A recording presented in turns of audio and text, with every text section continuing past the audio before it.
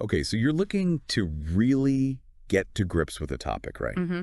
Cut through the noise, get a solid understanding without wading through tons of reading. Yeah, that's the goal. Well, that's what we're doing now. We're taking a deep dive into the ideas of the new atheists, those authors back in the early 2000s who really pushed atheism into the spotlight. We're talking people like Sam Harris, Richard Dawkins, Daniel Dennett. And Christopher Hitchens, yeah. Huh. Those four mainly. And what's interesting right off the bat is that term new atheist. Well, they didn't actually come up with it themselves. Oh, really? No, it mostly came from journalists, commentators looking at their books, the splash they were making. And a lot of those early comments picked up on their incredibly high level of confidence. Right. They definitely came across as very sure of themselves. And, this wasn't just some, abstract intellectual game for them. No, not at all. Our sources really stress that a big driver for them was this deep moral concern, a kind of urgency, really, about what they saw as the negative effects of religious belief around the world. Mm-hmm. Now, it's worth saying their basic philosophical ideas weren't completely out of the blue. Right. Atheism wasn't new. Exactly. But their approach, their style, and just the sheer amount of debate they kicked off, that was definitely something different. So if we break it down, what are the core components of their thinking? Well, you can sort of group their main arguments. First, there's the metaphysical part, basically, the idea that there's no supernatural stuff, no divine reality. Okay, straight up naturalism. Pretty much. Then second, there's an epistemological bit, how we know things. And for them, religious belief is fundamentally irrational. It doesn't stand up to scrutiny. Got it. Metaphysical, epistemological, what else? And then maybe the most distinctive part is this strong ethical dimension. They argue for a universal, objective moral standard that works completely outside of any religious system. And this is really key because it sets them apart from, say, older atheists. How so? Well, think about someone like Nietzsche or Sartre. Their atheism led to very different places, ethically speaking. The new atheists, though, are explicitly saying, no God, but there's still a solid secular basis for right and wrong. That's a crucial distinction. Yeah. And you really can't talk about them without mentioning science, can you? Oh, absolutely not. They lean heavily on the natural sciences, things like evolutionary biology, cognitive science.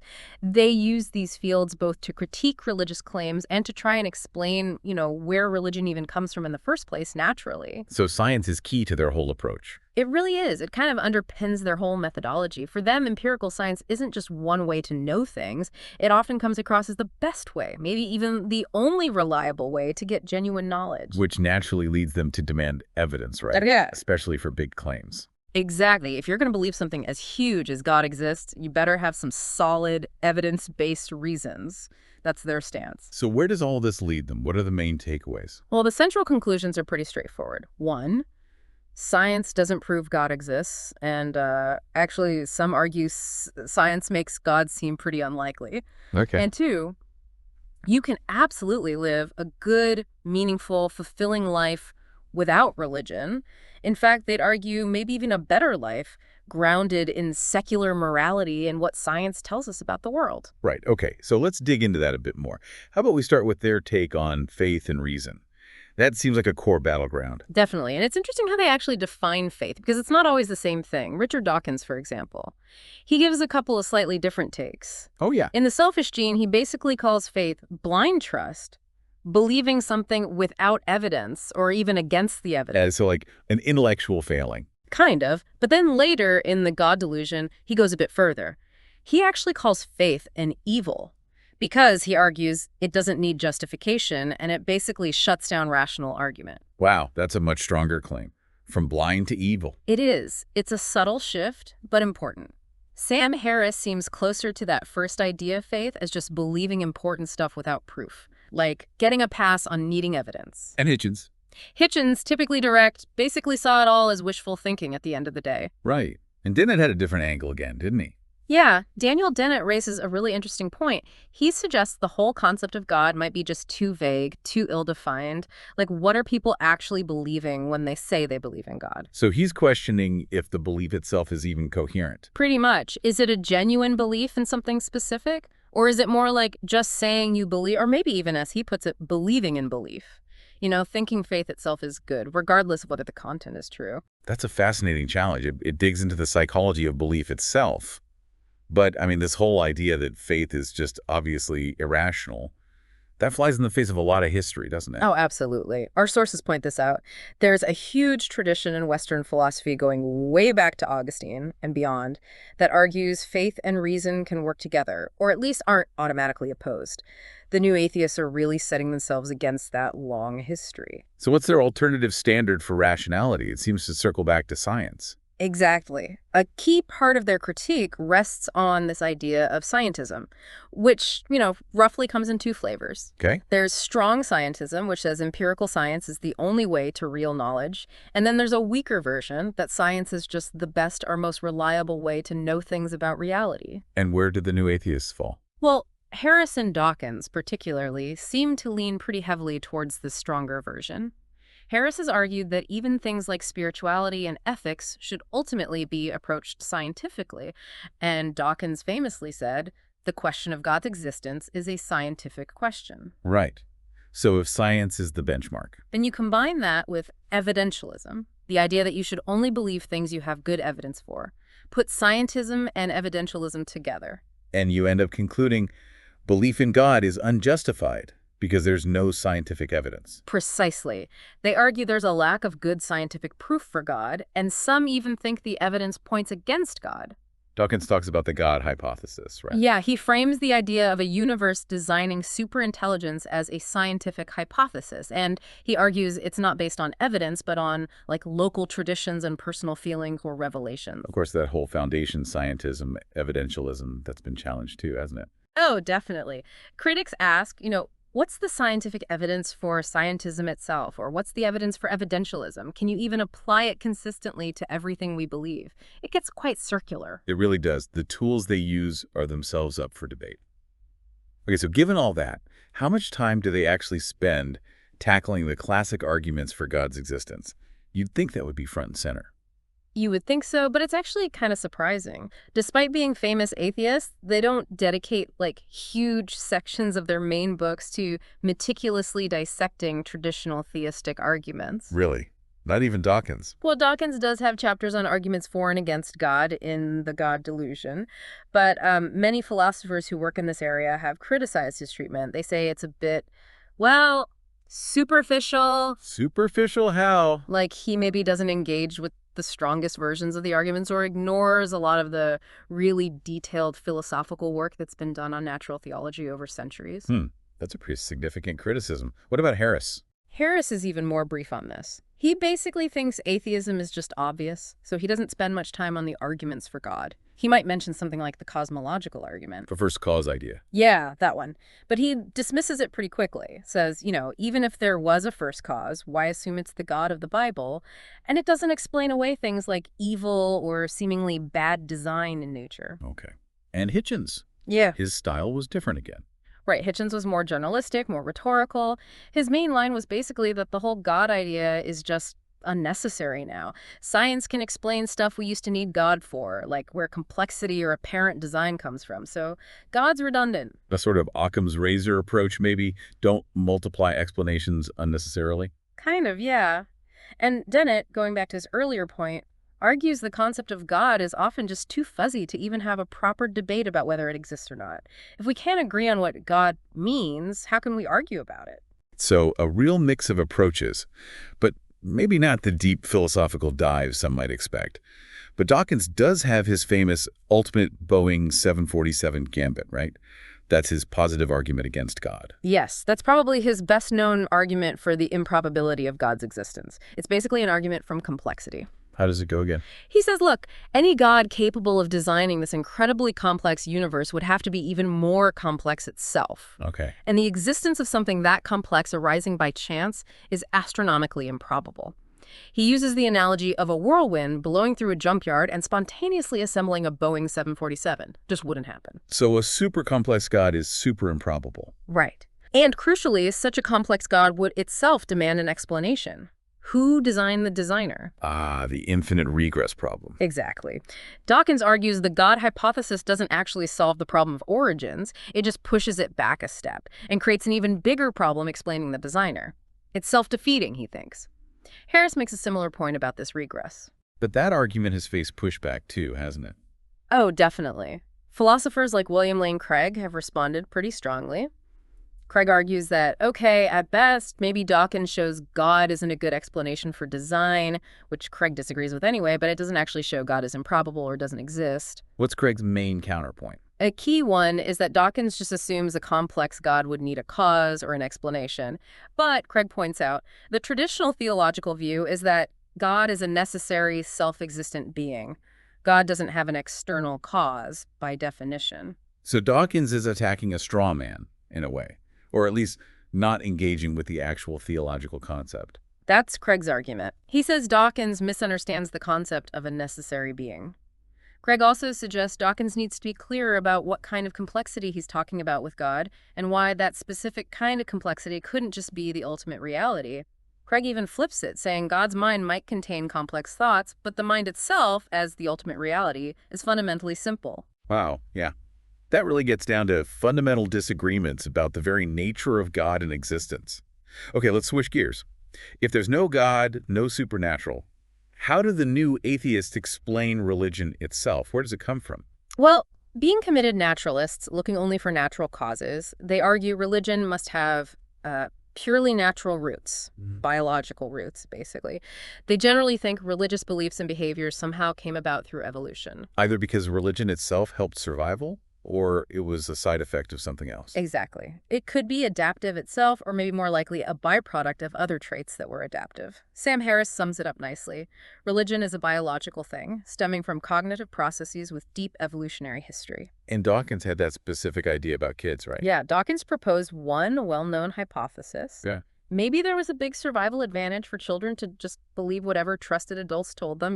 Don't eat those berries, don't go near that cliff. Believing unquestioningly would keep you safe. Makes sense. But, he suggests, this useful tendency to trust authority might also make kids vulnerable to absorbing, irrational religious beliefs from those same adults. It's a cognitive byproduct. Though he's open to other similar natural explanations, too. And Dennett went into this in more detail, trying to break down the taboo around studying religion scientifically. He talked about HADD. Right, the hyperactive agent detection device. Dennett's idea is that humans, probably other animals too, evolved to be really quick to spot agency, intention, minds, and things around us. Like seeing faces in clouds or thinking the wind sounds angry? Sort of, but more fundamentally, like assuming a rustle in the grass is a predator. Better safe than, evolutionarily speaking. Over-attributing agency was safer than under-attributing it. Okay, so we're wired to see agents everywhere. How does that lead to religion?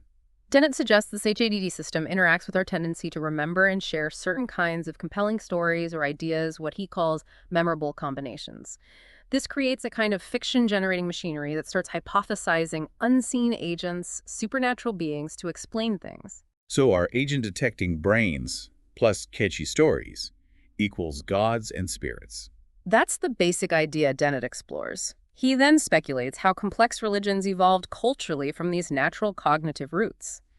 Hitchens, by the way, while acknowledging the naturalistic angle, put maybe a bit more emphasis on how religious leaders actively exploited this natural human credulity. More manipulation, less accidental byproduct.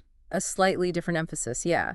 But it's important to remember this whole scientific study of religion is a huge ongoing thing now, with lots of different views, both from theists and non-theists. Right, okay, so even if religion has natural origins, the new atheists are pretty clear they don't think it's a good thing today.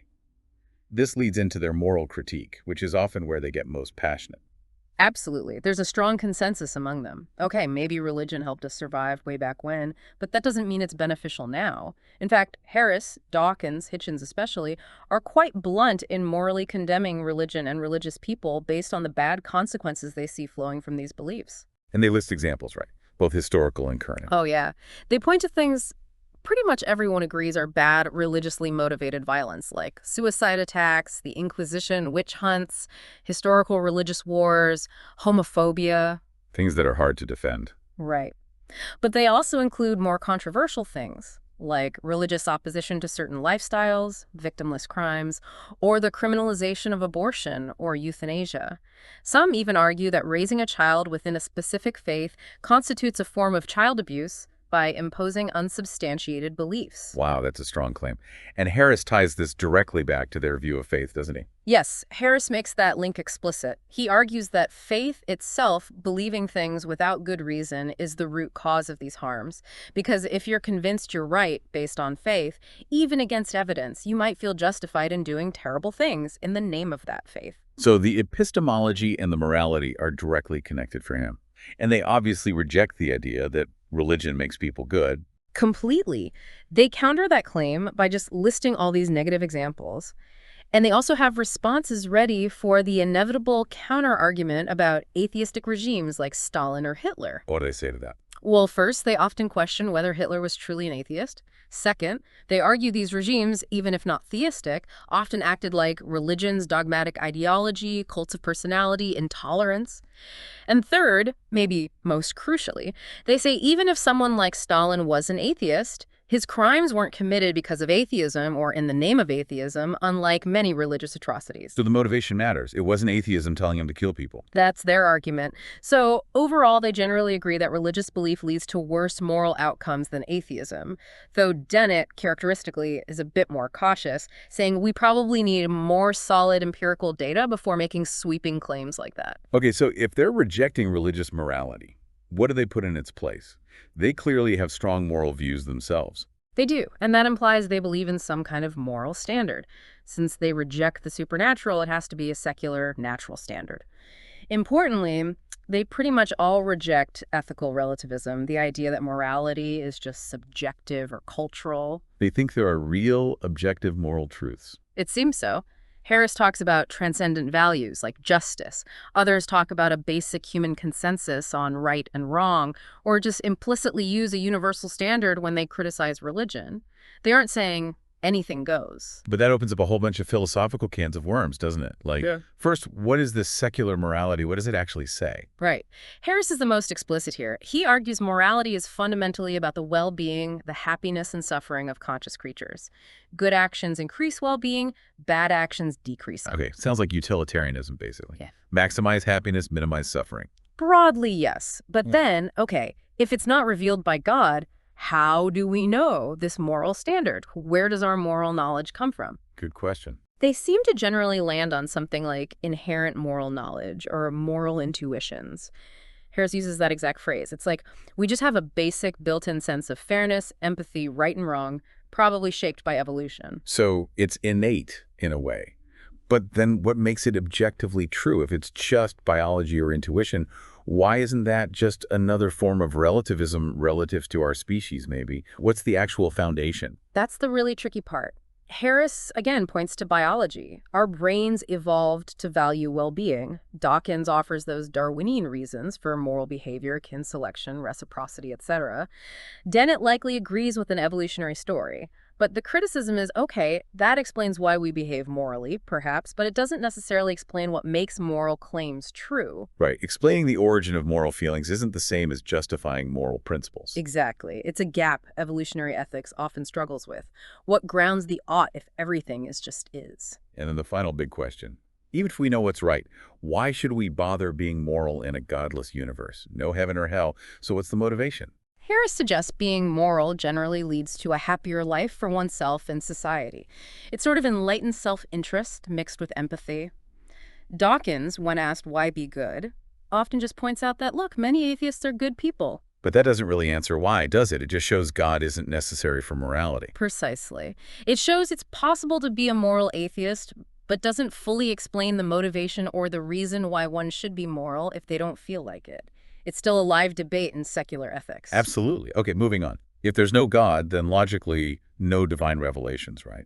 So things like the Bible or the Quran. Must just be human books. That's the unavoidable conclusion from their starting point. And Harris, Dawkins, and Hitchens all spend time arguing against the divine origin of these texts. How do they make that case? Mostly by pointing out what they see as major flaws, moral problems, and factual errors. Harris highlights Old Testament laws he finds barbaric. He argues Jesus didn't really overturn them, and that nicer modern Christian views only come from ignoring or reinterpreting the awkward bits. Okay. And Dawkins. Yeah, the famous quote about the Old Testament God. Yeah, calling him arguably the most unpleasant character in all fiction. Mm-hmm. Strong stuff. While Dawkins saw Jesus as a big ethical improvement, He still found Christian doctrines like the atonement, Jesus dying for our sins, to be morally problematic, almost as bad as God asking Abraham to sacrifice Isaac. And Hitchens joined in on criticizing Scripture. Oh, yes. His book titles often say it all. He critiqued both testaments, the Quran, the Book of Mormon, pretty much any text claiming divine origin. Dennett's objection was slightly different, more about the Bible being so contradictory you could use it to justify almost anything. It does raise interesting questions, though, like what would a book from God actually look like? Exactly. Harris brings this up. He expresses surprise at how, well, ordinary the Bible seems, given it supposedly comes from an omniscient mind. He points out the lack of, say, advanced mathematics or even basic mathematical accuracy in places. Wouldn't an all-knowing God maybe include some calculus or at least get the numbers right? Huh? Maybe. Or maybe God had other priorities in communicating with ancient people. Perhaps. It opens up deep questions about divine purpose, communication, and what we should even expect from a holy book. For sure. Okay, so they tear down religious morality and revelation. What do they offer in terms of finding meaning or fulfillment without God? They each suggest ways to find a rich life non-religiously. Harris talks about a kind of secular spirituality. He advocates meditation practices to reduce the ego, find happiness, and thinks science, especially neuroscience, will eventually provide a fully rational basis for this. Interesting. So spirituality without the supernatural? Kind of, yeah. Dawkins finds his fulfillment more in the awe and wonder of science itself. He celebrates understanding the universe, being liberated from ignorance through scientific discovery. That's where the inspiration lies for him. A sort of cosmic perspective. Right. Hitchens often implied that just appreciating the natural world and human potential is enough. He hoped for a new enlightenment, basically, driven by science and reason, leading to a better human civilization. And Dennett talks about a naturalistic spirituality, too, but frames it more around humble curiosity, appreciating the sheer complexity of the world, realizing our own relative smallness within it. That perspective itself can bring a kind of peace and fulfillment. so different paths, but all grounded in the natural world, reason, science, and human experience. Exactly. They're rejecting supernatural meaning, but definitely not rejecting meaning itself. Now, of course, as we've hinted all along, these ideas didn't exactly land quietly. No kidding. There must have been a huge amount of response and criticism. Massive. Our sources mention tons of essays, whole books written responding to the new atheists. Some supportive, obviously, but many highly critical, others trying to offer a more balanced view. They definitely struck a nerve. And the criticisms probably hit all the areas we've discussed. Pretty much everything. Their epistemology, their views on science and evidence got heavily scrutinized. Their metaphysical assumptions, just taking naturalism for granted sometimes. And definitely their ethical positions and arguments. It sounds like they really forced conversations in a lot of different fields. For sure. Philosophy of religion, obviously, but also philosophy of science, how we interpret texts, the whole science-religion debate, even how we think about history. And these debates spilled out into the public square too, right? With actual debates between them and religious thinkers. Oh, yeah, lots of those. High-profile debates with people like Dinesh D'Souza and others. You can find many of them online. They really brought these sometimes academic arguments to a much wider audience. And even prompted academic responses, like conferences trying to address the specific challenges they raised. Yes, the source mentions one at Notre Dame specifically looking at the portrayal of God in the Hebrew Bible, partly in response to the kind of criticisms Dawkins and others were making. So they definitely had an impact, forcing people on all sides to articulate and defend their positions more clearly. Okay, so let's try and pull the threads together as we wrap up this deep dive. We've covered a lot of ground. We have. We looked at their core critique that faith is irrational, reason and science are paramount. We touched on how they engaged, or sometimes didn't engage deeply, with traditional arguments about God's existence, like Dawkins' 747 gambit. We explored their evolutionary theories about where religion comes from byproducts, HADD. Then the strong moral objections, linking faith to negative outcomes and their ideas about building a secular morality based on well-being and intuition, even with the philosophical challenges that raises. Right. And their rejection of holy books as purely human creations, citing moral and factual issues. And finally, their different visions for finding fulfillment and meaning in a purely natural, secular world through science, meditation, curiosity, humanism. And it's undeniable, whether you agree with them or not, that they sparked huge debates and made a lot of people re-examine their own fundamental beliefs. Absolutely. They shook things up considerably. Which brings us to maybe a final thought for everyone listening.